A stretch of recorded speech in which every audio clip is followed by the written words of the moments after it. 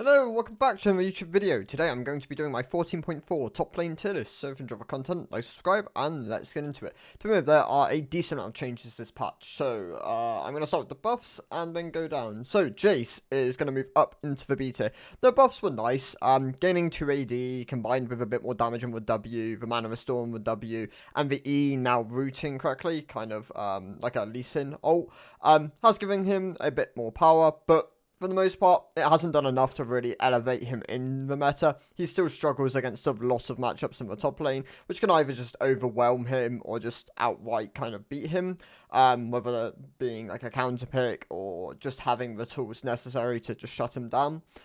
Overall, he needs a bit more within solo queue. Within pro play, this might in fact just be enough, because these are very much pro levers. Mana Restoration and base attack damage tend to be very pro skewed levers. But yeah, for solo queue, he's more of a B tier pick. He's not bad. You do want to be highly skilled on the pick, and he will function. But yeah, more of a B tier pick.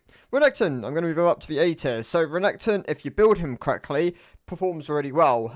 This is like opting into Eclipse or Profane Hydra in the games where it is necessary, running Conqueror or PTA depending on like the lane situation and what you want throughout the game, whether you're putting 3 points in Q, W maxing into E maxing, that is also very important. I would recommend trying some of these variations, seeing what you prefer. The champion is performing a lot better. He's definitely a solid A tier pick. The bonus health on ultimate combined with the E cooldown going down later on into the game, and then a bit more healing on the Q. All quite nice things. So yeah, performing a decent amount better, a solid A tier pick. Volibear is going to move up to the A tier. So I think Volibear is a bit of a... He's very much a low elo skewed pick. I wouldn't recommend playing him once you hit like the higher ranks of Diamond going into Masters, as most people tend to be opting into Ghost and Marksman at that point. And if you're trying to like run down a Vayne or a Kaiser or a Zeri with like Ghost and their dash steroids, it's really, I mean, it's almost impossible unless you yourself are running Ghost, and then it's kind of like, yeah, you are very much reliant on catching them. So yeah, for the most part, I recommend only really playing him low elo. You've got builds such as like the Unending Despair into Spirits build. You can opt into like Ingenious, some like sort of Winter's Approach variant. You can also go like a Frostfire, Sundered Sky build. There are different variations towards that as well. But yeah, overall, he's a solid A tier option. More of a low elo skewed pick, but not a bad pick if you are looking to kind of just play someone who is a solid damage tank option. Moving on to the nerfs, so Fiora is the first one. The attack speed cripple did hurt her quite a bit. The nerf to that has definitely left a bit of a mark. She is no longer an S plus tier option. I'm actually going to rename this tier because I have to make this every time. So yeah, she is no longer an S plus option. She is an S tier option. She's still a solid pick into like counter matchups. If you are looking for someone who does a huge amount of damage and has great split push potential, then Fiora is still a good option. But she's more of an S tier option, less than an S plus. Maokai is also going to drop from the S plus. He was there purely on the basis that he was just so safe as a laner, a good tank option, broken in 3 different roles kind of thing.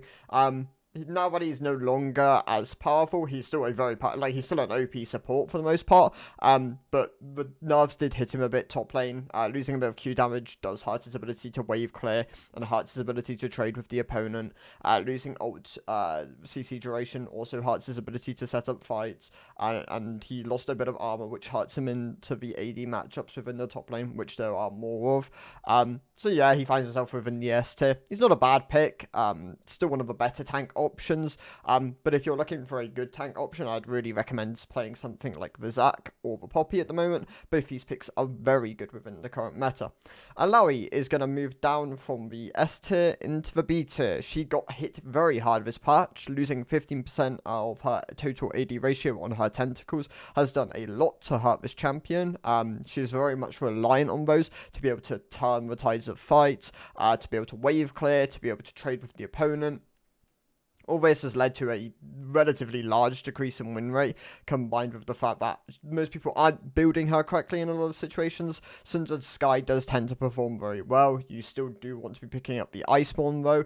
You really do value the slows and machine procs. But yeah, overall, more of a B tier pick now. Definitely took a big hit this patch. Yeah. Twisted Fate is going to stay within the S tier. So he was an S plus option, but it was more of a mid-patch realization. As I made this on like the second day of the patch, I hadn't realized just how strong and obnoxious this pick was. As more people caught on, the PTA, the fleet, the lethal tempos, running him in the top lane with like Kraken, Ghost, Terminus, stuff like this. There are so many different variations. The champ was just everywhere, and as more people picked up on it, it wasn't decreasing in win rate, suggesting, yeah, this pick was just overpowered. He has been nerfed this patch. It hasn't done a huge amount. He is still a very good option. I would recommend Vayne, however, if you are looking for a ranged pick, but Twisted Fate is a close second. Just not S plus tier worthy, where I'm kind of just... Vayne is realistically just the only S plus champ at the moment. She's really strong. Like, she's broken. She has so many tools to do with most of the top laners. She scales, she has a good early, she's obnoxious, Ghost and Fleet make her really safe. Yeah, she's incredibly powerful. I am going to leave Zac and Darius here, but Vayne in a way is in a tier of her own. Short call, I'm going to move Aatrox down. The champ's still really good, don't get me wrong. Running like Profane Hydra, Eclipse, or Cindered Sky, depends on the game state, are all still very viable options. He's just not quite as good as Darius in terms of the value he brings to the table as a really solid bruiser. Darius is number one in this situation, but Aatrox is a close second, kind of like the Vayne Twisted Fate situation, and kind of like Zac Poppy. Both are very good tanks. I would recommend playing Zac over Poppy, but both are still very solid options, and you can still find a lot of success with both. Moving on, Varus is going to stay within my C tier. He got nerfed this patch, and it just solidifies his spot here. I wouldn't really recommend playing Varus top. You are very vulnerable as a pick. Unlike Vayne, you don't have like the tools to really get away. You can of course still run things like the Ghost. Most people tend to. But as you're running something like Lethal Tempo instead of Fleet, because most people don't run Fleet on Varus, it tends to be pretty bad. Yeah, he does end up being a lot more punishable, which is why he does fall in the C tier. He got nerfed because of his pro presence in the bot lane, so he stays in the C tier. Rek'Sai is going to be added as a C tier pick. She got her kit changed quite heavily this patch. Got access to a whole lot more health regen. On top of this, she also got access back to her AoE knockup, got a bit more mobility with the tunnels, some of her damage was changed to magic, and yeah, she's not performing great. She's being buffed next patch, we know that much, but yeah, for the moment she's going to stay within the C tier. I wouldn't really recommend playing it, while she has a lot of bugs as well. Yeah, I'd wait until the next patch. Cassante is going to move down to the C tier. He got quite heavily hit this patch. A lot of his tools got nerfed. The Q slow has been removed on All Out. His E dashes, for the most part, have all been nerfed in terms of how far he can dash. His W now locks him out in All Out as well, combined with the fact that it no longer reduces the cooldown in All Out. Overall, all that, and what he gained in time was a couple of, like a bit of a base stat boost, and mana and health isn't enough. He lost a lot of power, and he finds himself within the C tier. Smolder is going to be added to the B tier. Smolder is a solid top option. He's very safe, in fact. It's actually quite hard for a lot of top laners to punish this pick. If the Smolder is running something like the Fleet and running Ghost, then yeah, the pick is really hard to punish. You can just dash over most of the walls.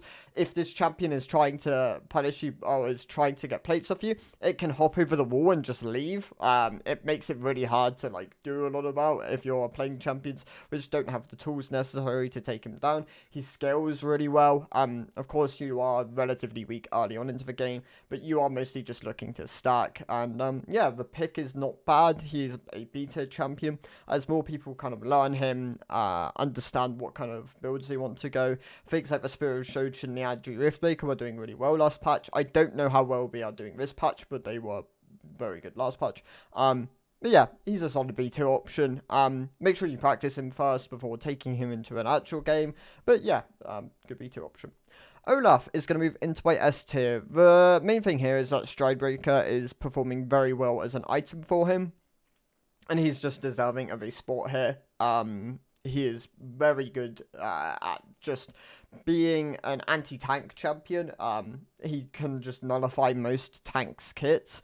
The likes of Argot, who is very strong at the moment, who is also going to be added to the S tier. can't play against Olaf. The entire kit just counters him. You can Olaf ult Urgot ultimate and then just run at him. Yeah, it's really obnoxious to play against, and yeah, deserving of an S tier spot. Urgot as well, really solid S tier option. I held back last patch because I wasn't sure how many people would pick up on the Hullbreaker. Now that people are actually opting into Hullbreaker, it is a very solid S tier pick. It was, of course, bugged last patch and was giving him the full value on W when it shouldn't have been. It is now an on-hit item, which is why I'm not moving him further up the tier list towards like the S plus tier. But yeah, he's a very solid option. Good in low elo. Does tend to fall off by the time you hit like Masters and like towards GM, as people tend to understand the kit, respect his E. As long as you're not being hit by E, you do tend to just outscale him towards the mid game, as he really needs his items like the Cleaver, the Hullbreaker, or the Cleaver and the Sterix. And if you are able to get like the advantages, punish him, then yeah, it can be quite hard for him to play. But he's still a very solid S tier option. Aatrox, of course, got added back to the S tier. He's still very good. Gragas is very close to the S plus tier, actually. Kind of flew under the radar for a bit. I noticed him like middle of last patch as just how strong and obnoxious his pick was. Either running the Phase Rush or the Grasp, depending on what kind of lane matchup you're against. You can go things like Roa, works really well on him.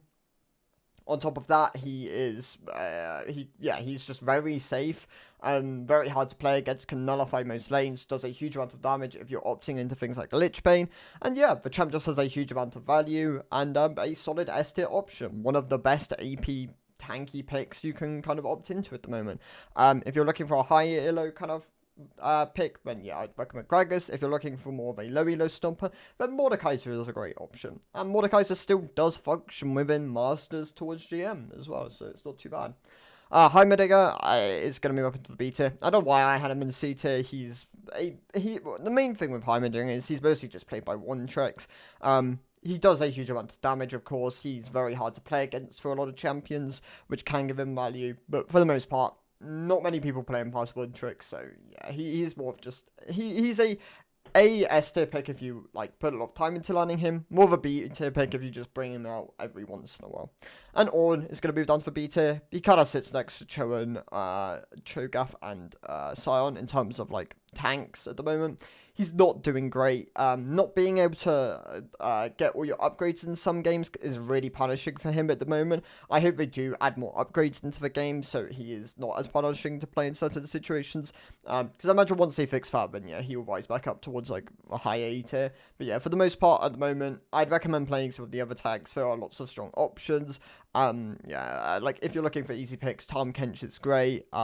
Safer picks like Zac, also very strong at the moment. But yeah, like Zac, Poppy, I'd say a 1-2. Maokai very safe. Tahm, very good low elo pick. Malphite great into heavy AD comps. And then you have some other options. But yeah, that's the most what it is for the most part. Yeah, those are my thoughts. So thank you guys for watching. I'll see you next one. Goodbye.